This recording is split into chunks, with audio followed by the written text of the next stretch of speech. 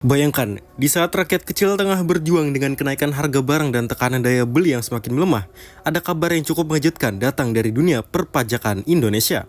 Pemerintah akan menggelar program pengampunan pajak untuk yang ketiga kalinya, tepat di saat tarif pajak pertambahan nilai PPN juga diputuskan untuk naik 12%. Apa yang terjadi sebenarnya di balik kebijakan ini, dan apakah ini benar-benar adil?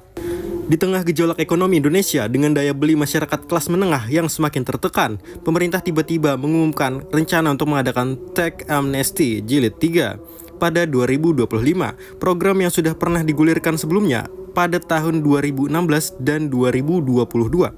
Memberikan kesempatan bagi mereka yang belum bayar pajak, khususnya para pengemplang kaya, untuk mendapatkan pengampunan dengan syarat tertentu. Namun, ada yang ganjil kali ini. Tak lama setelah wacana pengampunan pajak diserukan, pemerintah juga mengungkapkan bahwa tarif PPN akan naik menjadi 12% sesuai dengan Undang-Undang Harmonisasi Peraturan Perpajakan yang baru disahkan. Dan disinilah muncul suara ketidakpuasan, terutama dari kalangan ekonom dan masyarakat. Wahyu Widodo, seorang ekonom dari Universitas Diponegoro, mengkritik keras langkah ini.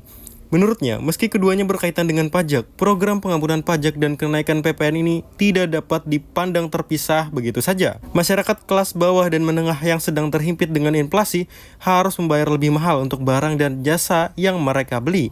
Sementara orang kaya justru mendapat pengampunan pajak. Situasi ini memunculkan pertanyaan besar. Apakah kebijakan pemerintah adil bagi semua golongan masyarakat? Keputusan pemerintah untuk menaikkan PPN datang di saat yang tidak tepat karena daya beli masyarakat Indonesia khususnya kelas menengah dan bawah tengah berada di titik terendah. Telisa Aulia Palianti, guru besar ekonomi Universitas Indonesia, menegaskan bahwa dengan adanya kenaikan tarif PPN yang tajam, konsumen di lapisan bawah akan semakin terbebani, sehingga ekonomi domestik bisa semakin lesu. Data dari Badan Pusat Statistik atau BPS mengonfirmasi bahwa laju konsumsi rumah tangga Indonesia pada kuartal 3 2024 hanya tumbuh 4,91%, lebih rendah dibandingkan 2 kuartal sebelumnya, mencerminkan penurunan daya beli yang nyata di lapangan. Lantas, apa dampak sesungguhnya dari kebijakan ini? Sementara para konglomerat dan orang kaya tampak akan diuntungkan dengan adanya pengampunan pajak. Rakyat kecil justru harus menanggung beban lebih berat karena kenaikan PPN.